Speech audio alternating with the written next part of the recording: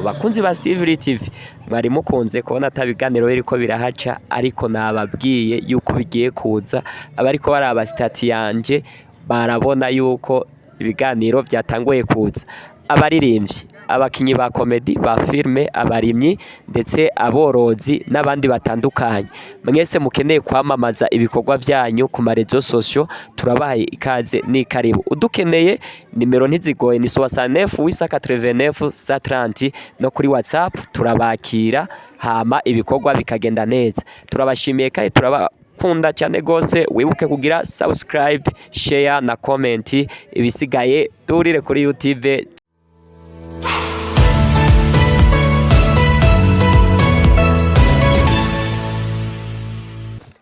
Hello guys, mwese ndabahaye mwiriwe canke mwaramutse bivanye naho muherereye. Nkuko bisanzwe ni ya TV yanyu mukunda cyane gose Steve TV. Nkuko bisanzwe kuri microphone ni Steve abayifatiyemwo intare batinya y'umuji. Nkuko bisanzwe imbere ya kamera ya Steve TV tubafitiye icyamamare mukibonye mucyamwibwira akantu kaba gatagase. Je ndamuzi ariko abakunzi ba Steve TV ntibamuzi. Tutarandiriye reka tumwakire kuri microphone za Steve TV turaguhaye ikaze. Murakoze cyane abakunzi ba Steve TV kandi ndabaramukije gose. Narinda nabakumbuye gukorera kuri TV yanyu ya Steve TV. Nibaze hari amahoro sanze mukomeye mwese. Gusa ari uwo ntabo. Uwo kabasha utabonye iyo barinda. Rock promote. Okay, Rock araho kandi arakomeye cyane gose akazi akarimwo fresh. Rero abakunzi ba Steve TV ndazi bakiriye iyo ndamukanyo yawe. Ego witwa gute umenga je sinumvise akatina ka? Yo ni Pascal Radika ryatsi na nyene. Beshi banzi ku mushonyi wa industry ndayavuga yose. Vuga. Pascal Radika Mr. Keshan King alongside with the Filmol aka Pandis aka mushonyi umushonyi wa industry avana impano hasi akashira ku rundi rwego. Nibaza karayo hayo nayandi meshinye nagenda aravuga. Ego je ikintu nafashe ni Pasi umushonyi wa industry. Ayo yandi mazina yose ndumva umenga sinoshobora kuyatondeka. Ego Pasi jewe shimye yuko tuganira uyu munsi. Ntivyari mu nteguro kuba ndakubonye ni Imana novuga ati yuko impaye uri umuntu twari tumenyereye muri industry nko kuvuga ati uri umushonyi mbega we kutari kuragaragara imbere y'amascreen atandukanye bimeze gute nizihe ntambamyi zoba zatumye uhagarika industry? Mu misi mwaragiye murabona ku ma post nagenda postinga mvuga ati mwino misi ndahagaritse ibikorwa ndiko ndakora bivanye n'indi mirimo itariko irabinde kurira gusa mu misi nibaze ko ngiye kugaruka mu gakino Right City ibafitiye byinshi nibaze ko Right City muguma mubona n'ibiganiro bikorwa na mugenzi wanje ari nawe the CEO wa Right City muguma mubona baha ibiganiro naje mu misi ngiye kugaruka ivyo bikorwa ndimwe niyo vyahera nibaza ko tuzosubira gushusha industry nkuko vyaho. Okay, you are welcome bro. Okay, harakandi kabazo ngomba ndakubaze kamatsiko. Mu minsi naguheruka muri Imbere TV iyo no munsi twita Atera TV. Hirya y'ejo naho ndakubona muri Right City Burundi. Mbega izo eshanje zagiye zibaho mbega vyavuye kuki muri Imbere TV mwarashwanye na CEO wao mbega ni bikorwa mwo bamutahuriza ko kugira habeho izo mpinduka haba ikosanya baki canke barakwirukanye?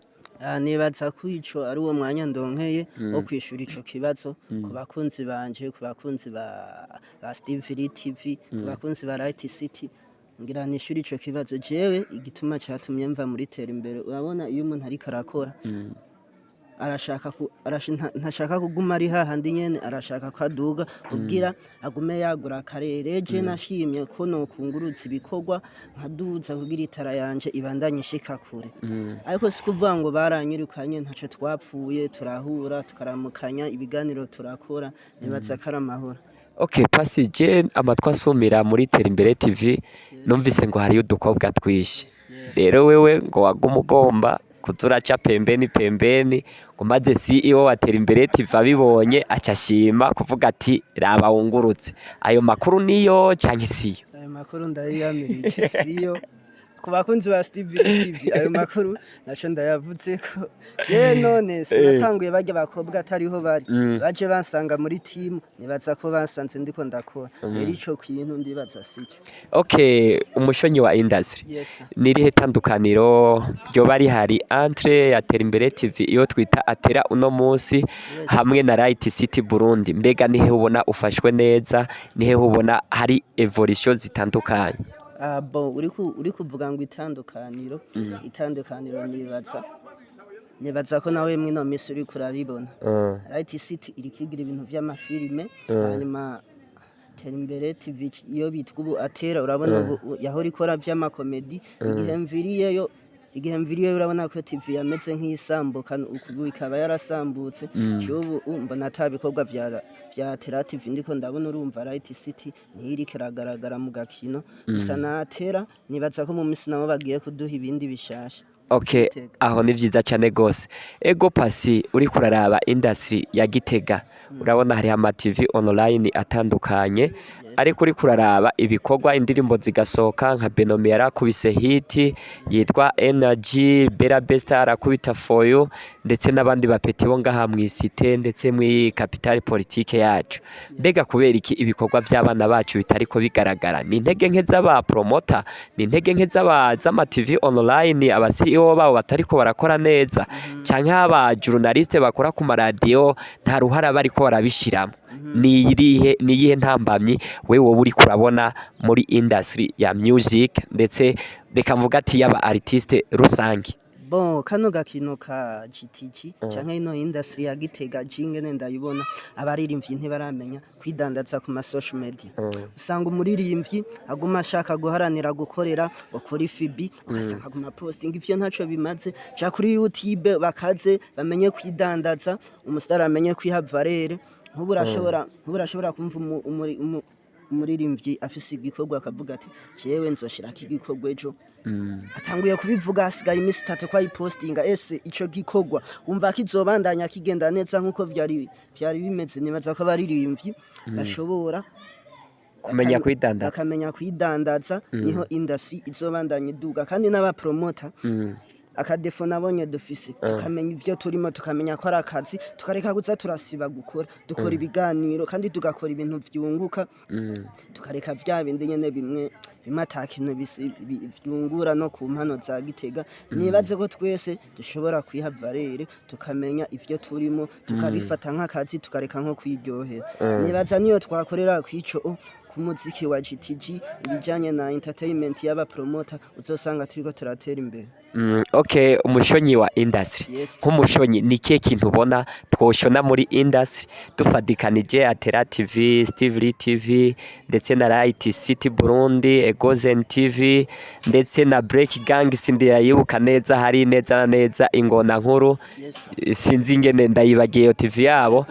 Okay, ni kihe kintu ubona nk'umushonyi twoshona kugira ngo ibintu bigende fresh? Ikintu twoshona mino industry yacu ya GTG n'abandi bantu bakatwigirako. Icambere je mpora mbona dukorera hamwe gusa nta kintu mbona cunguka kijimbere ico nsaba dushiremo umwete mpamvu uvuga ati uno munsi Steve TV ya posting tukabafasha tukareka kwigungira ko tukareka gukora competition. Bari iyo tumaze gukora competition hari gihe uzosanga bamwe ntitwaziye muri industry rimwe umwe wese usanga hari ikintu afisa ashoboye n'ugi usanga hari ikintu afisa ashoboye. Rero mu gihe twokorera hamwe twese tukegerana tugakorera hamwe cyane tugashigikirana mu bijanye no n'ibintu byo gusharinga cyangwa byo gupushinga nyene byo gupushinga kano gakino kacu naza kariho uzosanga industry iri kiratera imbere twese tukadugira rimwe apana hakareka kuduga kimeje ndibaza n'igituma udasanga tutariko turaduga gose ntidufashanye kubera hari nk'umunyabujumbura dufate impamba ariko araba nk'ibiganiro vyina navuga ati neko mbone ino TV yonyene iri kirakora bigende gute hari umugumwe bimeze gute hari TV imwe umva tudakoreye hamwe nta kintu mbona muri industry kwe.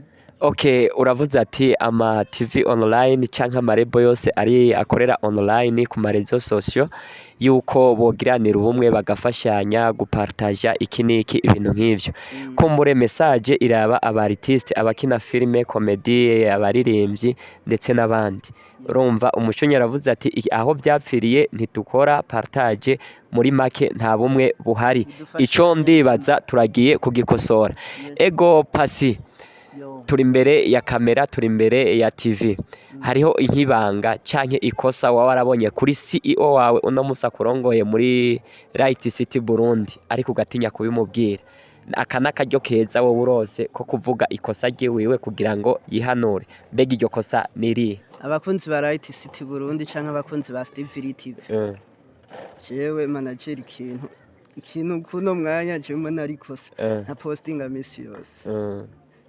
Ibikorwa ntakeneye kwama bibirekura misi yose kandi biba bihari kandi mu gakarato biba vyuzuye.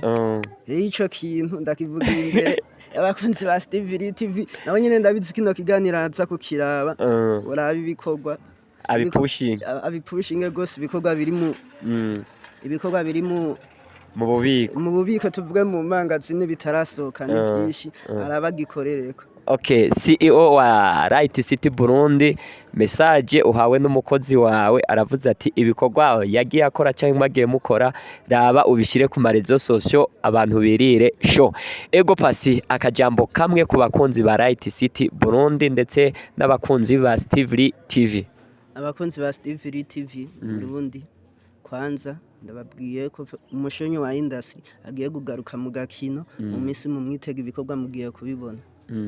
Hanyuma ku bakunzi ba Steve TV nabo turabateye intege mu bandanye mukora ibikorwa turabibona ba Bera Besta turababona nibaza harimo mu musanze mubafashe mu mugongo ibikorwa vyiwe turabibona mu bandanye mukomeretsaho buke uzosanga twagiye turatetsanya imbere buke naho nyene kwagukorera hamwe nyene niko umuntu agumagarukako. Ego umushonyi wa industry reka mvuga ati big up sana kandi urakoze cyane gose kuba waduhaye akanya kawe ukavugira kuri TV zacu. Turagushimiye cyane gose ndetse n'abakunzi ba Steve TV nibo ba boss bacu ndazi nabone barabyishimiye kandi ndazi nawe baragushimiye. Ego Pasi, wavuze byinshi tugiye guhindura muri industry, ndizera yuko nawe ivyo bikorwa ugiye kubidufashamwe kugira ngo industry tugende tuyishona nkuko witwa umushonyi.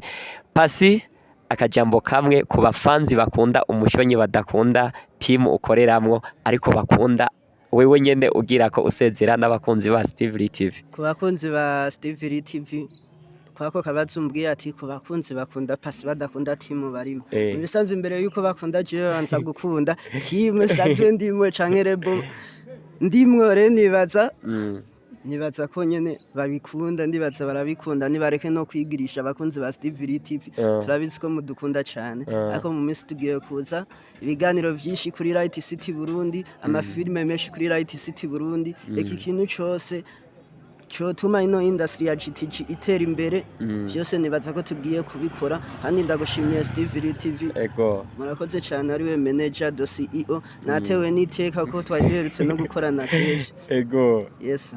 Okay, urakoze cyane go Steve TV turabakunda kandi tubitayeho nkuko bisanzwe mwumvise twari kumwe n'umutumire yitwa umushonyi wa industry. Rero nkuko bisanzwe yari Steve TV, microphone yari Steve intare batinya y'umuji. Turabakunda kandi tubitayeho bakunzi ba Steve TV, bari mukunze kubona atabiganiro biriko birahaca ariko nababwiye yuko bigiye kuza abariko bari abastati yanje barabona yuko ibiganiro byatanguye kuza. Abaririmvyi, abakinyi ba comedy, ba filme, abarimyi ndetse aborozi n'abandi batandukanye mwese mukeneye kwamamaza ibikorwa byanyu ku marezo sosio turabahaye ikaze ni karibu. Udukeneye nimero ntizigoye ni 69 889 130 no kuri WhatsApp turabakira hama ibikorwa bikagenda neza. Turabashimiye kandi kunda cyane gose wibuke kugira subscribe, share na comment. Ibisigaye durire kuri YouTube. Ciao ciao.